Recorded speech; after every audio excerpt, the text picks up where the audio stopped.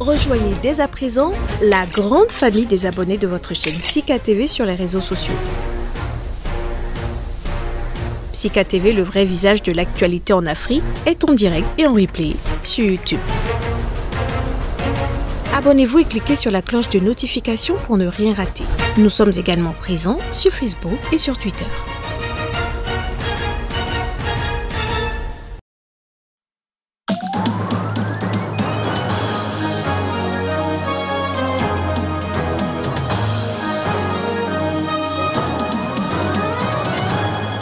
En Guinée-Conakry, les militaires au pouvoir sont pressés de tourner la page Alpha Condé. Ils annoncent une série de rencontres avec les forces vives du pays dès ce mardi. Les raisons de cette initiative dans ce journal.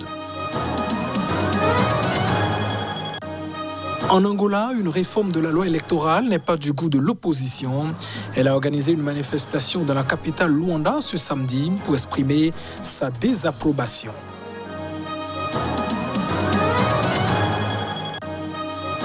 Et puis des centaines d'Algériens ont rendu hommage à Yassef Saadi, ce héros de la lutte pour l'indépendance de l'Algérie et figure emblématique de la guerre d'Alger, est décédé à 93 ans.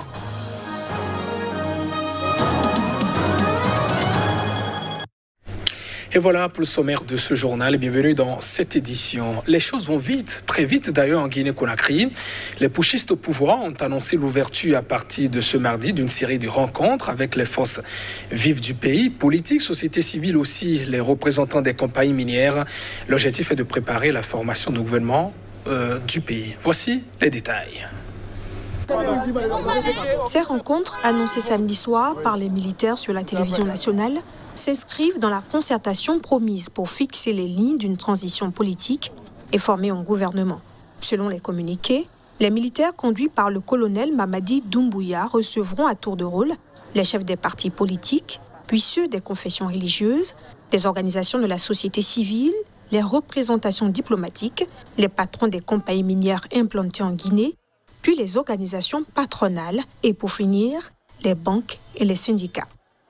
Les militaires qui ont déposé le président Alpha Condé le 5 septembre ouvriront ces concertations alors que la communauté des États ouest-africains doit à nouveau se prononcer sur les suites à donner au putsch. La CEDEAO exige un retour immédiat à l'ordre constitutionnel. Elle a suspendu la Guinée de ses organes de décision et doit à présent examiner le rapport d'une mission dépêchée dans ce pays vendredi avant de décider d'éventuelles nouvelles mesures.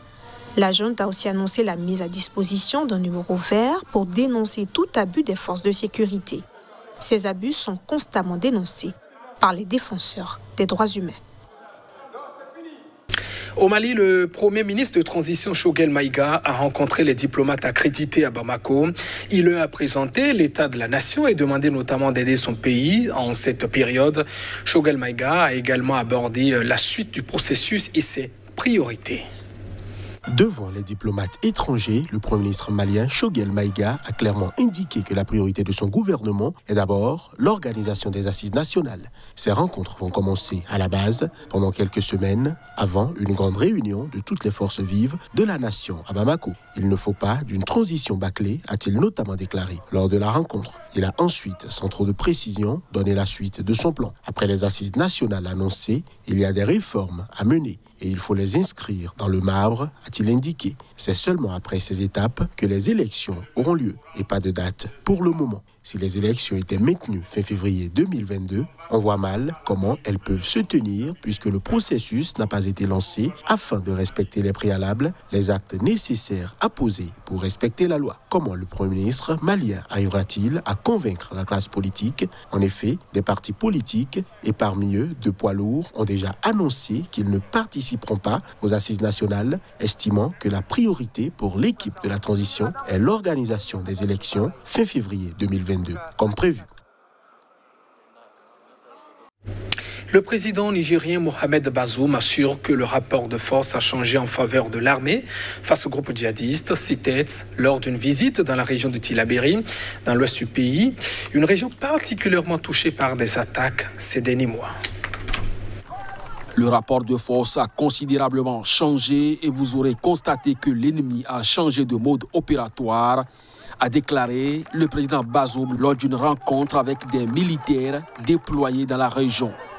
Il s'agit de la première visite de Bazoum depuis son élection fin février dans la région de Tillabéri, théâtre depuis des années d'actions sanglantes de groupes djihadistes liés à Al-Qaïda et à l'État islamique, commises contre des civils et des militaires. Partout, ils s'en prennent aux paysans qui sont dans les champs des villages les plus éloignés, les plus excentrés, où ils savent qu'ils n'ont aucune chance de rencontrer nos forces. Human Rights Watch avait estimé en août que plus de 420 civils avaient été tués depuis le début de l'année dans l'ouest du Niger. Depuis le début de la saison des pluies en juin, les attaques visent surtout des civils travaillant dans des champs. Nous n'avons aucun doute quant à l'issue de cette bataille. Nous en avons gagné une partie. Nous la gagnerons en totalité, a déclaré Bazoum, reconnaissant que depuis 2015, la situation dans la région n'a eu de cesse de se dégrader. Bazoum doit se rendre ce samedi dans la zone d'Anzourou, un peu plus au nord du Niger, où de nombreux civils ont été tués depuis 2020. Des centaines de partisans de l'opposition angolaise se sont rassemblés ce samedi à Luanda, la capitale du pays, pour protester contre des modifications de la loi électorale. Selon eux, elles compromettent la transparence des élections générales prévues l'an prochain. Le président João Lourenço a présenté cette semaine un projet de loi visant à centraliser le décompte des voix au lieu de le faire au niveau de chaque municipalité et province.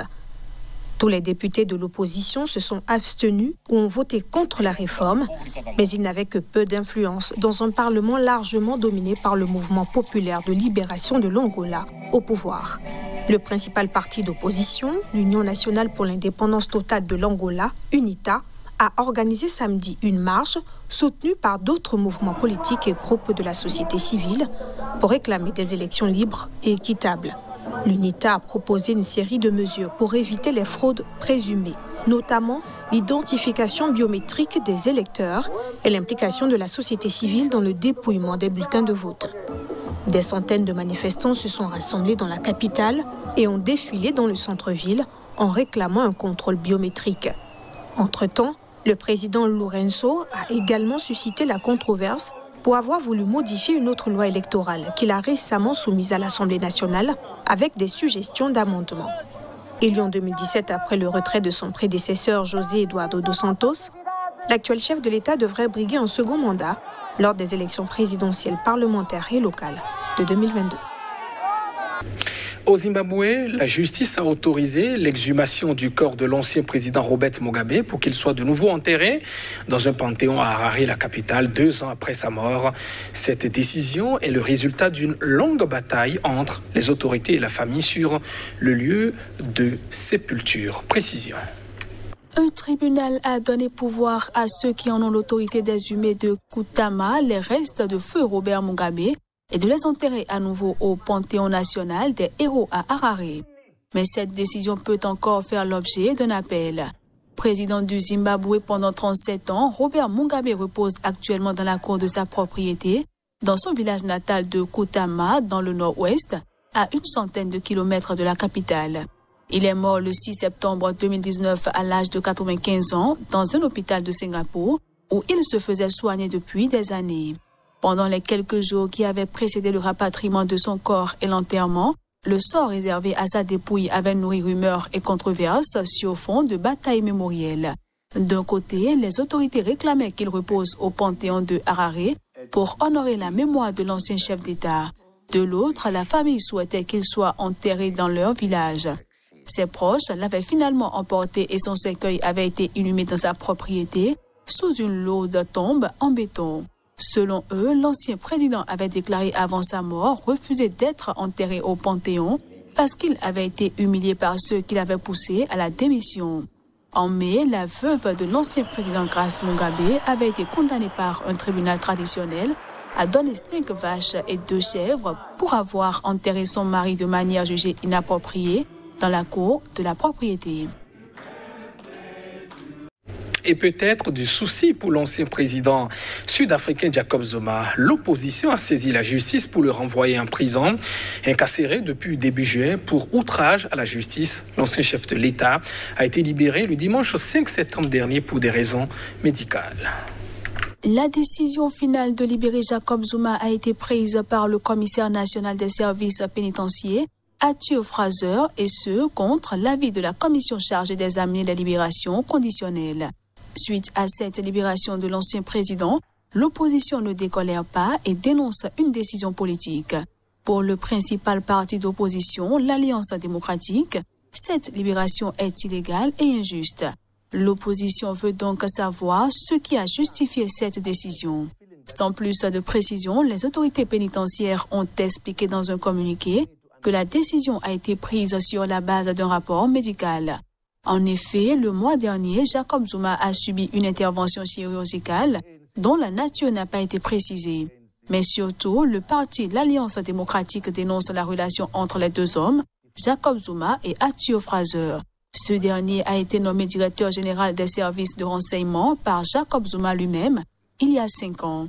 2 autres partis d'opposition se sont également déclarés contre la libération de l'ancien président sans pour autant faire appel auprès de la justice. Et une importante organisation de la société civile, la Ellen Suzman Foundation, a donné aux autorités pénitentiaires jusqu'à lundi prochain pour expliquer leur décision ou risquer une nouvelle plainte en justice.